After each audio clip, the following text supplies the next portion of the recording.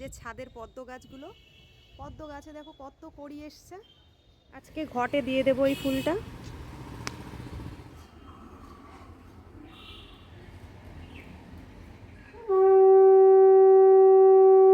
তো এদিকে দেখো আমার ঠাকুর পুজো করা হয়ে গেছে। এখন ঘড়িতে সময় হয়ে এসেছে প্রায় বেলা 1টার কাছাকাছি। শুভ দুপুর সবাইকে। তোমরা সবাই কেমন আছো? আশা করছি ভালোই আছো। আমিও কিন্তু খুব ভালো আছি। শিপ্রাস লাইফে তোমাদের সবাইকে অনেক অনেক ওয়েলকাম আর অনেক অনেক ভালোবাসা। শুরু করছি এখন থেকেই আজকের ব্লগটা। সকাল থেকে সমস্ত কাজ সেরে নিয়েছি, স্নানও করে নিয়েছি। আজ বৃহস্পতিবার, এখন ঠাকুর ঘরে যাচ্ছি পুজো দিতে। তো তোমাদেরও নিয়ে যাব আর পুজো দেবো, কি কি করব সবটাই তোমাদের দেখাবো, তোমাদের সঙ্গে থাকবো। তোমরাও কিন্তু সঙ্গে থেকো আর দেখতে থেকো পুরো ব্লগটা। চলো তাহলে যাওয়া যাক ঠাকুর ঘরে। এই যে দেখো ফুল, বেলপাতা আর একটু ঠাকুরের জন্য সন্দেশ বা মিষ্টি যাই হোক তোমাদের দাদা সকালেই এনে রেখেছে। আজ বৃহস্পতিবার সেহেতু পুজোটাও দেয়নি, পুজোটা আমিই দেব। চলো ঠাকুর ঘরে যাওয়া যাক। এখন ঠাকুর ঘর পরিষ্কার করব, ঠাকুরের বাসন মাজবো, তারপরে ঠাকুরের পুজো করব। ঘরে একটা লেবু ছিল, নষ্ট হয়ে যাচ্ছে, তো ভাবলাম এইটা দিয়েই আজ ঠাকুরের বাসনগুলো মেজে ফেলবো।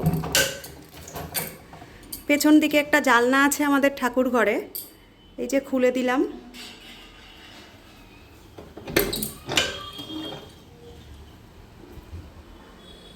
আমাদের পেছনের বাড়িতে দেখো গোপাল সোনা আছে, তার জামা কাপড়গুলো এই যে ছাদে ধুয়ে মেলে রাখা রয়েছে।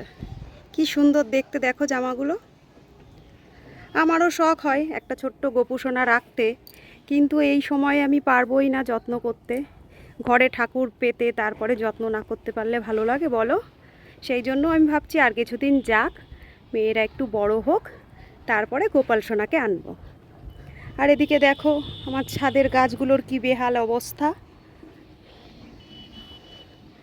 সমস্ত গাছগুলো মরে যাচ্ছে। আসল কথা যত্ন করা হয় না, আমি তো ছাদে এসে যত্নই করতে পারি না, আর তোমাদের দাদাও কাজের ব্যস্ততার জন্যে একটুও ধরতে পারে না গাছগুলো। এই দেখো লেবু গাছটা অনেকটা বড় হয়ে গেছে, অনেক দিন পরে তোমাদের দেখাচ্ছি। লেবু গাছটা অনেকটা বড় হয়ে গেছে, কিন্তু যত্নের অভাবে গাছটা ঠিকঠাক নেই। আর এদিকে তোমাদের আর একটা জিনিস দেখায়, দেখো আমার যে ছাদের পদ্ম গাছগুলো, পদ্ম গাছে দেখো কত কড়ি এসছে। এই সময়টাই পদ্ম ফুল ফোটে, স্থল পদ্মগুলো প্রত্যেকটা আগায় দেখো কড়ি এসেছে। অনেক দিন পরে আমি যদিও ছাদে এসেছি। এই দেখো ওদিকে আমার আর একটা পদ্ম গাছ আছে, সেটা খুবই ছোট। চলো দেখাই ওটাই কড়ি এসেছে কিনা, আমি নিজেও দেখিনি। এই দেখো এটাতেও কত সুন্দর কড়ি এসেছে। গতবার ওইখানটায় যে গাছটা দেখতে পাচ্ছ, ওই পদ্ম গাছটা, এটা কিন্তু গতবার অনেক বড় ছিল। এই দেখো গোড়াটা একটু মোটা। তো এই গাছটায় গতবার কিন্তু প্রচুর ফুল ফুটেছিল, এটাতেও মনে হয় আসছে। আর আমার বাড়িতে কালী পুজোর দিন লক্ষ্মী পুজো হয়, সেই দিন এই গাছের ফুল কিন্তু দিয়ে আমি পুজো করেছিলাম। আর ওই দিকে দেখো কত সুন্দর একটা জবা ফুল ফুটেছে গাছে। এই দেখো খুব সুন্দর পিঙ্ক কালার এটা জবা ফুল ফুটেছে। আর এখানে আর একটা কড়িও রয়েছে, এইটা কালকে ফুটবে। এখানে একটা সাদা গাছ আছে, এই গাছেও দেখো কড়ি এসেছে। এখন শীতের সময় অনেক গাছেই কড়ি আসবে আর অনেক গাছই নষ্ট হবে। এদিকে দেখো গাঁদা গাছটায়ও অলরেডি ফুল ফোটে, এই যে গাছে অনেক কড়ি রয়েছে, ফুলও ফুটছে। তো চলো ছাদে ঠাকুরের কাজ করতে এসেছি, এসে অনেক গল্প করলাম, এবার ঠাকুরের কাজগুলো সেরে নিই। আমার ছোট্ট একটা ঠাকুরের ঘর দেখো, ঠাকুরের ঘরটা আগে মুছে নেব, তারপরে বাসন কুসনগুলো ধুয়ে পরিষ্কার করে এসে তারপরে পুজো দেব। সকালের দিকটাই ঠাকুর ঘরে আসলে ভালো হয়, পুজোটা দিয়ে তারপরে নিচে গিয়ে সমস্ত কাজ করা যায়। কিন্তু সামনে যেহেতু দুর্গা পুজো, ঘরে টুকটাক কাজ, পয় পরিষ্কার এগুলো রোজই করছি, রোজই থেকে যায়। আর জানো তো এখনও রান্নাও করিনি, রান্নার সেরকম একটা চাপ নেই, মেয়েরা কেউ বাড়ি নেই, তোমাদের দাদা আর আমিই খাবো দুপুরবেলাটাই, ওরা স্কুল থেকে এসে তারপরে। তো এখন এইখানে পুজো আচরা করব, তারপরে নিচে যাব। খুব একটা চাপ নেই বললাম, রান্নাটা কোনো রকম একটু করব, আগে পুজোটা দিয়ে নিই, আর বৃহস্পতিবারের পুজো একটু সময় তো লাগবেই। আর কি কি করি, কিভাবে পুজো করি সবটাই তোমাদের দেখাবো, সবটা নিয়েই থাকবো। সঙ্গে থেকো আর দেখতে থেকো আর জানিও কেমন লাগছে। এদিকে দেখো আমি বাসনগুলো মেজে নিয়েছি, আর এদিকে গাছে যে ফুলটা তোমাদের দেখালাম ফুলটাও তুলে নেব। আজকে ঘটে দিয়ে দেবো এই ফুলটা। এই দেখো,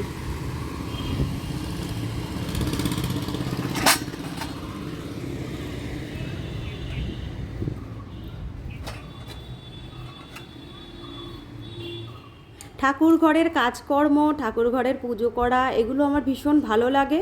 মাঝে মধ্যে যখন আসি ভক্তি ভরে পুজো আর্চনা করি, তোমাদের সঙ্গে আজ একটু শেয়ারও করে দিলাম। এই কারণেই আসা হয় না। ওই দেখো পাশটাতে নারায়ণশিলা রয়েছে, নারায়ণশিলাটা আমরা ছুঁই না, ছুঁতে নেই নাকি সেই জন্য।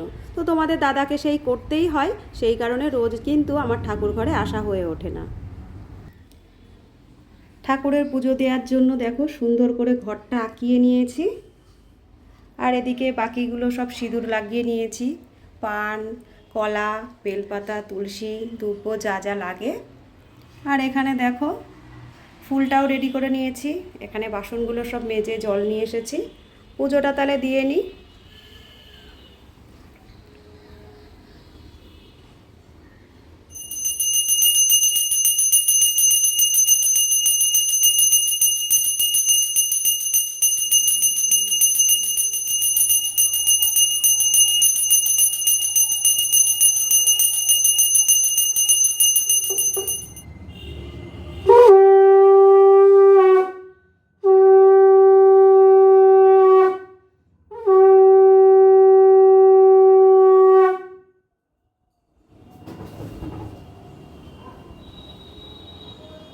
এদিকে দেখো আমার ঠাকুর পুজো করা হয়ে গেছে, সমস্ত ঠাকুর পুজো দিয়ে নিয়েছি।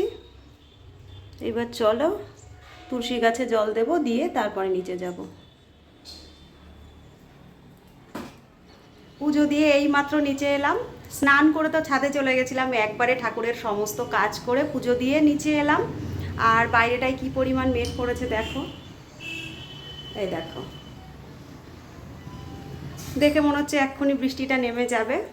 তো ভাত তো বসিয়েছি, আজ কিন্তু রান্না করিনি। এই দেখো সবে ভাত বসালাম। কালকের একটু পনিরের তরকারি আছে, আর দেবো আলু সেদ্ধ। তো আলুটা কেটে নিয়েছি, আলুটা সেদ্ধ দেবো। ভাতের জলটা দেখো গরম হয়ে গেছে, আলুটা তাহলে সেদ্ধ দিয়ে নিই। তো আজকে আর তোমাদের লাঞ্চের মেনুতে কি আছে দেখাচ্ছি না, ওই যে কালকের পনিরের তরকারি আছে ওইটা, আর আলু সেদ্ধ দিয়ে দেবো। এই আজকের লাঞ্চের মেনু। আর রান্না খাওয়া করে নিই, আবার তোমাদের সঙ্গে দেখা হচ্ছে সন্ধ্যাবেলায়।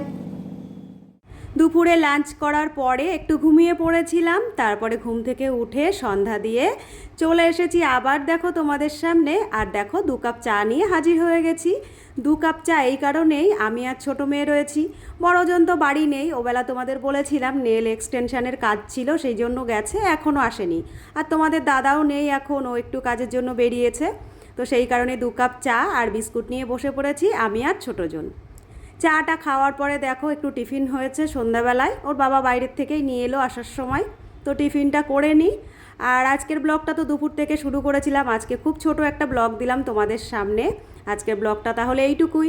খুব তাড়াতাড়ি আবার হাজির হয়ে যাব আরেকটি নতুন ব্লগ নিয়ে। ততক্ষণের জন্য তোমরা ভালো থেকো, সুস্থ থেকো, সাবধানে থেকো।